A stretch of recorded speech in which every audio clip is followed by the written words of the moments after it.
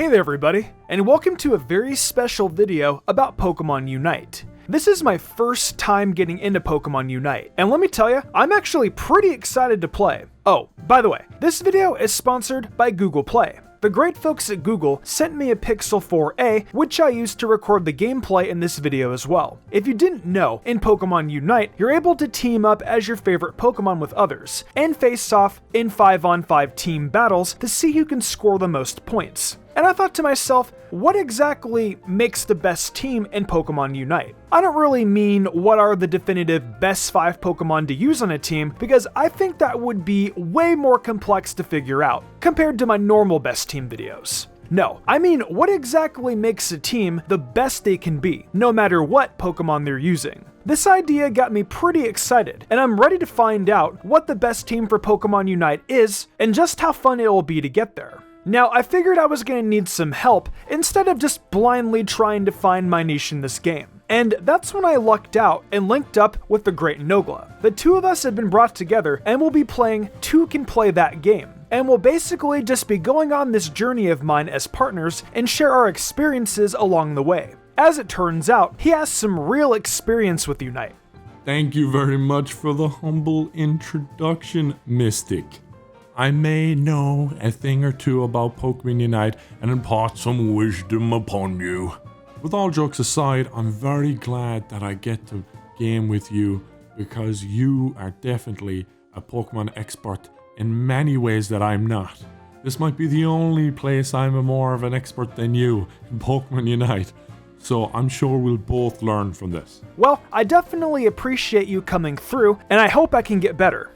So, in my research I did into Unite when the game first came out, and of course in preparation for our session here, I took my time to learn about the 5 different classes in this game. We've got attackers, which as you can guess, are the primary attackers on a team. They're sort of who you're relying on to win a game. There are all-rounders, who as the name suggests, are pretty good at everything. They have decent to great stats and have a place on mostly any team. Then we have speedsters, who of course are all about going fast. They're able to get around the arena with ease and are faster than the average Pokemon. You can't exactly have a game like Unite without including some defenders. They're loaded with extreme endurance and are oftentimes the key to winning a game. Finally, there's the supporters, and they do tons of stuff from healing teammates to using status elements to take down the competition. So, when getting into the game, I decided to go with Venusaur. Nogla suggested it to me, as well as my editor. And considering I really love Bulbasaur, it just made a lot of sense. We started our journey in the beginner class, and there are several classes that come afterward, being Great, Expert, Veteran, Ultra, and Master. I'm just hoping to succeed in beginner, but who knows where I'll end up after getting into things. There you go, you can't do nothing about it. You can do nothing about it. Oh, he's just gonna, okay, thanks. Alright, so the main goal now, I wouldn't dunk for you because it's gone. The thing is gone. Okay, got it. The more you learn, the more you learn, dude. The more you learn. The insta dunk is gone, and when that's gone, you're just in big trouble. Okay. Yeah, you'll never really get a dunk then. But they already know they're not. Yeah, they know they're not gonna win. We got it. They know they can't get it done. They surrendered. Yeah, let's get it. You good? You had a rough game there, brother. See, you have much yet to learn. I'm learning. Though as we go. I'm learning as we go. I'm turning from casual to a pro.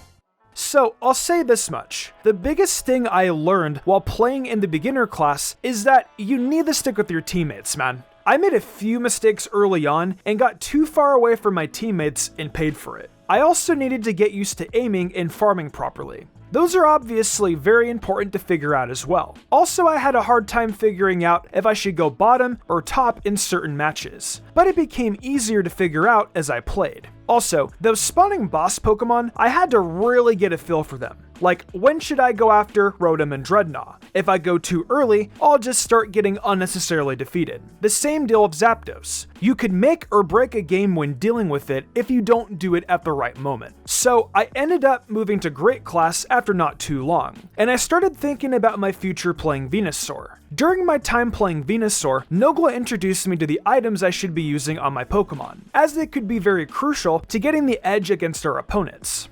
Spot on, Mystic. Items can be very helpful, such as the eject button. If you overextend or get stuck in a 2v1, pop it and it'll get you out of dodge. Another item that's very good is the fluffy tail. It increases damage against farming Pokemon, such as Dreadnought, Zapdos, Rotom, all the other little guys around the map too. You pop it, you use all your good moves, and you will melt them like hot knife through a butter. However, items aren't the be-all for all. But even with the proper items being on my Venusaur now, I still just wasn't feeling it. See, here's the thing. In other MOBA games I've played in the past, I would often be a support type of character, and it would result in major success for me. I decided on Blissey as my new choice in playing, as it seemed like the kind of support character that, in my mind, could play most like the supporters I have experience with from other MOBAs. I'd say I ended up spending about 40% of my time playing as Venusaur and the rest of my time as Blissey. And yeah, it became pretty clear that I was all about being a supporter. It took a hot minute for me to figure out the best way to use its attacks, but when I did, I felt super comfortable. Here we go. Oh, here we go. Get healing, get the helping hand in, bro. Big team fight. Come back here, you. Come back here. Come back here, boy. And we melted him. There, good job. Okay, excellent. Freaking Scorbunny still. That you hate to see it, man.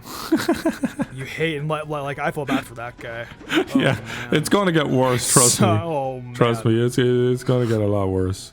I ran Helping Hand and Soft Boiled a ton, and it really just brought back all my muscle memory as a healer. I was able to buff my teammates I would run the lane with and keep us all nice and healed with those moves. I was of course sort of glued to Nogla pretty often during our games in Great Class, but don't worry, I still went and helped the rest of the team too.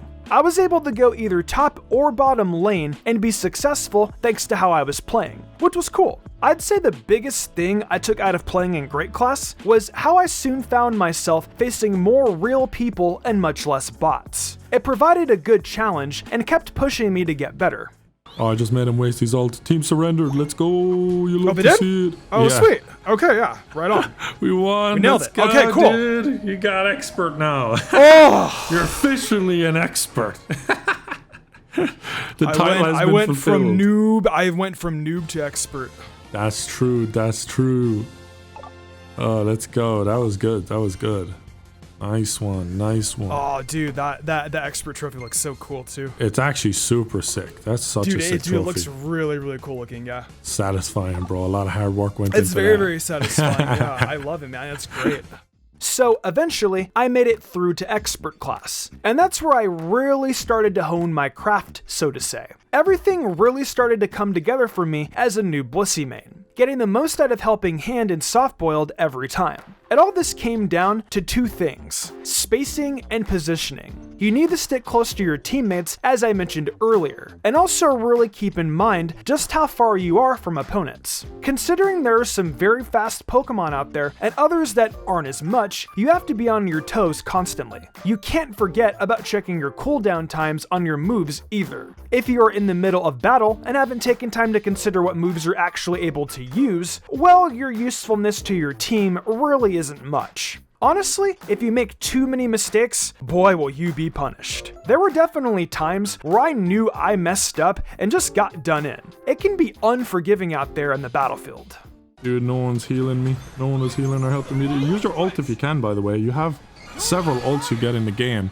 Don't just think you've only one ult. Like, if you use your ult early in the game, you'll get a second ult. Do you understand? Okay, yeah. Like, so don't be so, like, stingy with your ult. You shouldn't be so stingy.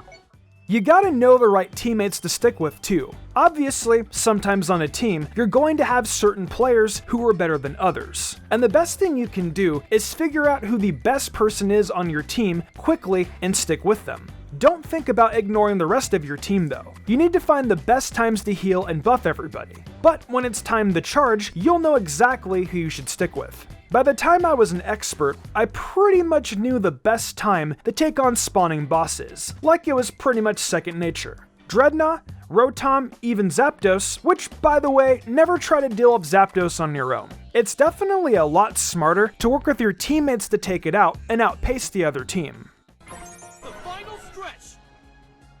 You're on fire. Alright, let's go. We can do it. Oh, I wouldn't have started it without me. See? Nice, good ult.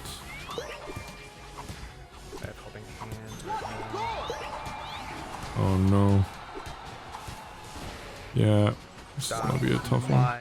So after my stint in Expert, I finally made it to Veteran. I for sure ended up taking on people who really knew what they were doing. Now, despite that, I know I wasn't playing against people I had no shot beating. But it was definitely a bunch of super competent players. It was in Veteran where I was finally able to determine who a good player was versus a bad player. And that really helps. Like I was talking about earlier, it lets you know what teammates give you the best chances at winning, and also who to target as weak links on the opposing team. Also, if nothing else, I was humbled quite a few times and learned when it was cool to just surrender. When the game is pretty much all but decided, you don't want to waste time and want to look towards the next game. So surrendering isn't always a bad thing. I guess what I want to stress is don't beat yourself up over mistakes when you're playing. Whether it's beginner or veteran, you gotta remember that you're playing a game designed to be fun, and you can easily recover from any mistakes made in a game. You can't always control your matchups, and coming to terms with that will help you greatly. But the overall thing I learned from my entire journey to veteran class, I would definitely say it would have to be communication being the key to success. Working clearly with your teammates and knowing your role very well will be the most beneficial thing to you in learning how to read every unique match you play, and giving you the best chance at a victory.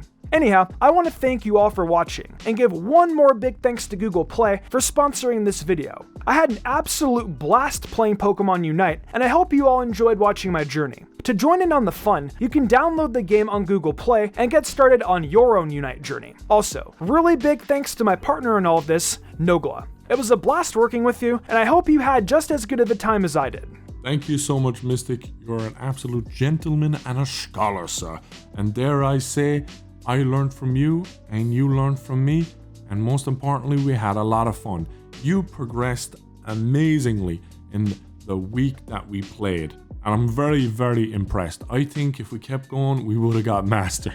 But with all that being said, guys, as always, I hope you enjoyed. Well, that's gonna do it for me today, folks. I hope you all enjoyed, and I'll see you all next time with some more awesome Pokemon content.